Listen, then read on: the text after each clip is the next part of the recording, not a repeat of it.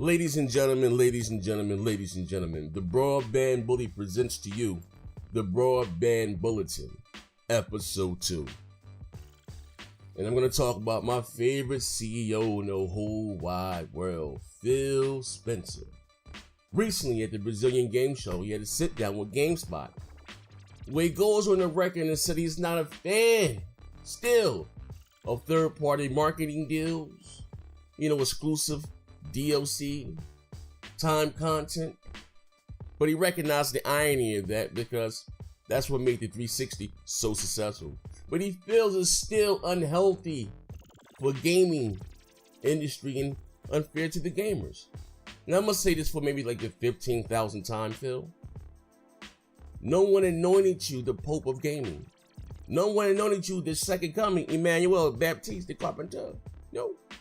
You have one job and one job only, and that's to get the Xbox gamer, your fans, your consumers, the best deals and the best deal possible.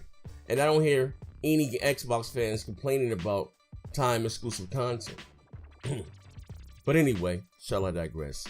Up next, we got King's Blood Gaming. Bacon grease. Bacon grease. Bacon grease.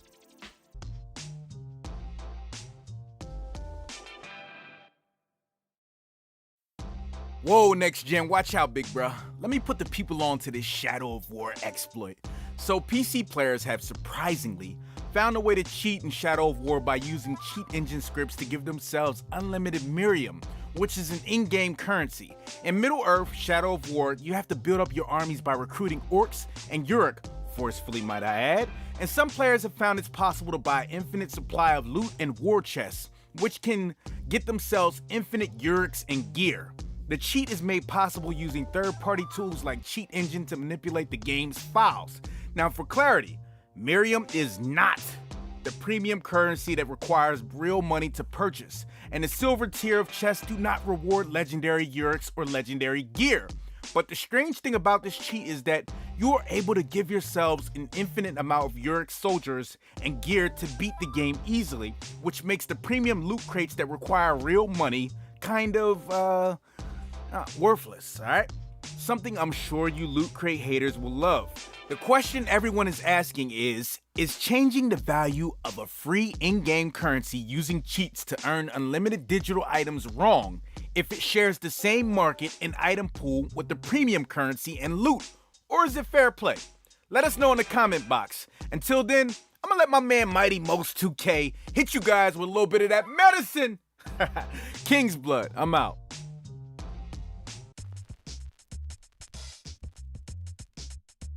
Hey, yo, Garrett of King's Blood Gaming, thank you for that assist, yo.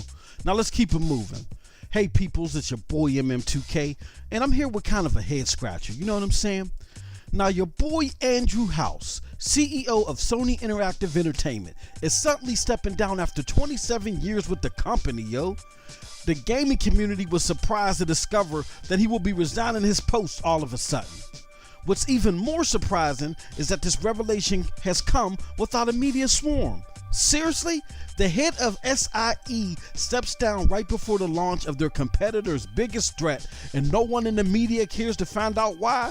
Psh, come on, man. The media just read Sony's handwritten bio of Andrew and wrapped up shop. Unbelievable. But you know what? Your boy figured you gotta look at it this way. Sony made a big push for PlayStation VR and the PS4 Pro. PSVR is currently a flop. Its sales estimates had to be seriously downgraded by 70% right before launch. The PS4 Pro is not powerful enough to hang with the Xbox One X, forcing Sony to lose its beloved power narrative it enjoyed so far all this generation. I'm guessing this didn't hold over well in Japan, and I think it's safe to say that your boy Andy was given his walking papers with a nice little parachute to keep him quiet until that final day, you know what I'm saying? But who am I but someone that has seen troves of people let go in the same fashion in the corporate world over and over again, you know what I'm saying? Oh well, only time will tell. Until then, on to the next story, covered by my man Nethos.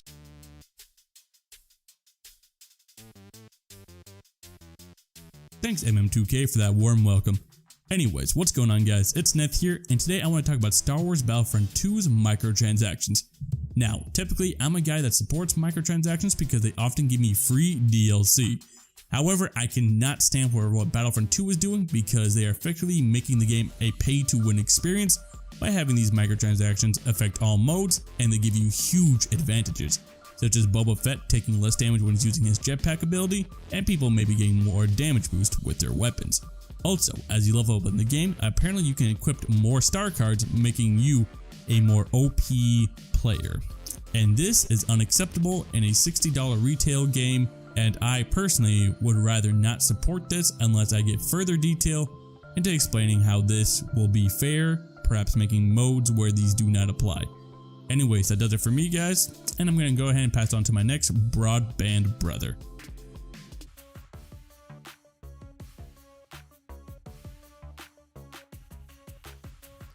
Thank you, Nethos. And this is the Halo Storm with the Broadband Bulletin, talking about that Cuphead life. I just beat the game like not that long ago. Some say it's one of the hardest games ever. How hard, you might say? Well, take a look at this.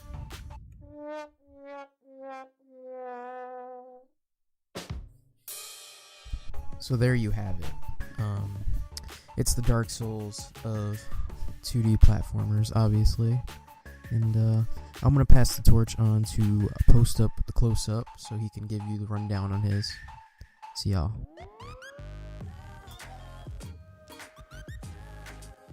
Thanks, Halo Storm, for the introduction.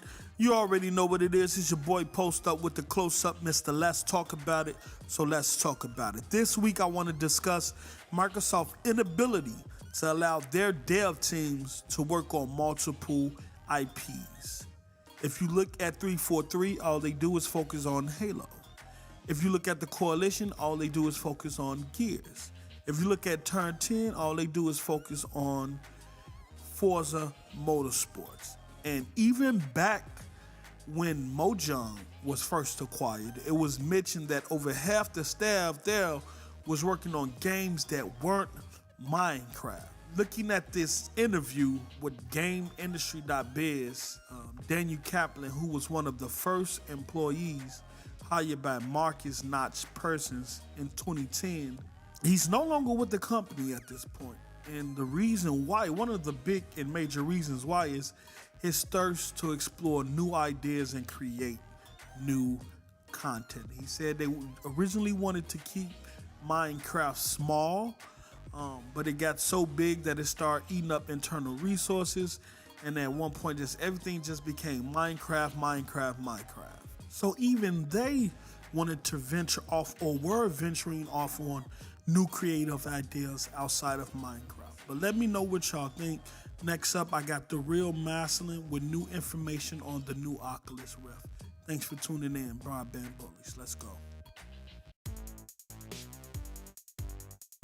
Appreciate you, Post Up with the Close Up. I'm going to talk about the new Oculus Rift. Oculus has recently come out and said they're going to put out a slew of new headsets in the foreseeable future. What I'm talking about is the Oculus Go. It's coming out early 2018 and it's going to be priced at $199. It's somewhere in between a Samsung VR and a full price Oculus Rift. And it's basically like a hybrid. It's what they're working towards bringing the Oculus to. It's a smaller profile. It involves much less wiring, and it's one of those things where they're putting it out so that you as a consumer can now play Oculus games on the go and won't have to worry about bigger computers and stuff. They're just streamlining their processes as time goes on, and that's what VR needs to survive. For it to become everything everybody thinks it's gonna be, it needs to be smaller, needs to be cheaper. So this is a step in the right direction. Like I said, early 2018, it's gonna be $199, and the Oculus right now, you get it, the Oculus Rift normal, you get it for $399. So it's as much as the PlayStation VR at this point in time, and it's a much better system. So with the improvements they've made to the UI, I get on it. And that's been your Broadband Bulletin.